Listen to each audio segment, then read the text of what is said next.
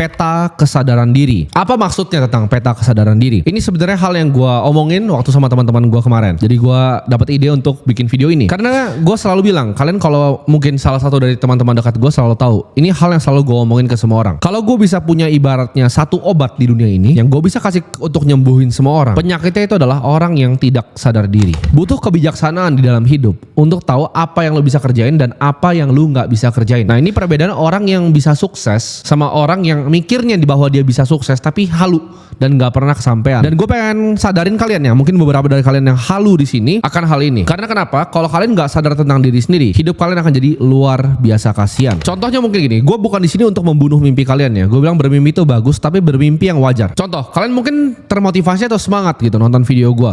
Oke, gue pasti bisa akan jadi seperti lo. Tapi apakah waktu itu bisa diulang? Tidak ya. Gue dari umur 15 tahun, kalau lu tanya nyokap gue adalah anak yang aneh dari sejak kecil. Gue bisa tidur di depan chart, di depan komputer sambil ngeliatin sampai gue besoknya bangun sekolah jam 5 subuh. Nyokap gue bisa tiba-tiba ciduk gue gitu lagi ngeliatin chart. Lu bisa tanya pribadi sama dia. Dan apakah kalian lakukan hal yang sama?Gue udah 9 sampai 10 tahun di market. Udah lama gue di market. Kalau ada pergerakan-pergerakan tertentu, gue kan udah tahu sendiri gitu. Gue harus ngapain, apa yang harus gue lakukan. Dari sini barangnya gue switching kemana, itu udah naluri, itu udah kayak second nature. Itu kayak kalian makan nih, yang ngambil sendok terus makan nasi gitu. Udah otomatis gitu. Terus kalian bilang, oke, gue kan bisa kalahin lu bang, mungkin 2 tahun lagi. Nggak bisa. Gue di sini udah 10 tahun dan udah sangat lama. Nah, di sini gue pengen kasih tahu gimana caranya kalian bisa buka yang namanya peta kesadaran diri. Nah, peta kesadaran diri ini kalian harus tahu dengan 2 ya. Satu itu perbedaan antara suka dan jago. Dan gue akan breakdown dengan cara paling simpel gue bisa jelasin ke kalian. Antara perbedaan suka dan jago. Biar gampang kita pakai contoh orang yang menyanyi. Anggaplah ada orang yang suka menyanyi.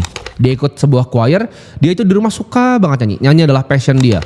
Di dapur dia nyanyi, lagi masak dia nyanyi, lagi mandi dia nyanyi.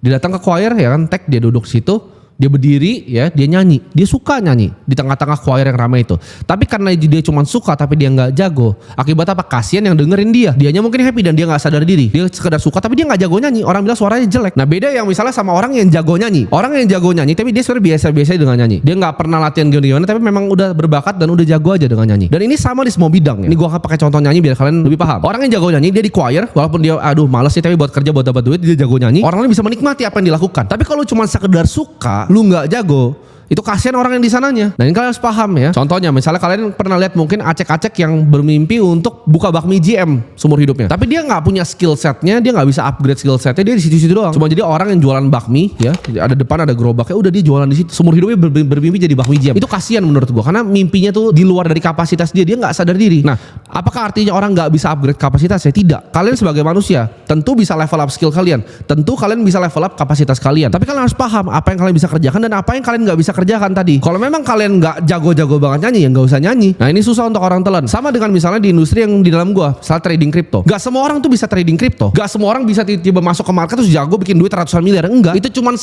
dari 1 juta yang bisa seperti itu. Atau 1 bahkan dari 100 juta. Nah, apakah kalian yakin kalian sespesial itu 1 dari 100 juta? Susah gitu. That's why gue gak pernah even saranin orang untuk jadi full time trader. Kenapa kalian harus jadi full time trader? Yang kalian lawan itu adalah institusi yang besar. Di sini kantor gue sini ada banyak analis di sini. Kalian berkompetisi dengan orang yang kalian nggak bisa lawan. Dan gue udah lakukan ini dari gue masih SMP, ini udah second nature ke gue. Nah, buat kalian yang bermimpi untuk jadi kayak gitu, gue selalu saranin kalian bahkan untuk cari pekerjaan, tingkatin dulu income-nya, investasilah kripto di site. Kalau misalnya memang nggak jago-jago banget, nggak usah jadiin ini main hasil kalian. Karena kripto sendiri asetnya itu bisa multiplier, dia bisa naik, bisa multiply secara luar biasa. Tapi kalau 100.000 itu naik 5 kali, gue pakai sekali makan siang juga habis uangnya. Yang bener adalah lu tingkatin income lu. Nah, kita kan bahas lagi nih tentang suka dan jago. Karena kadang orang yang suka itu belum tentu jago. Tapi yang kebetulan hoki di hidupnya, dia jago di satu bidang dan dia suka bidang itu yang jadi world class.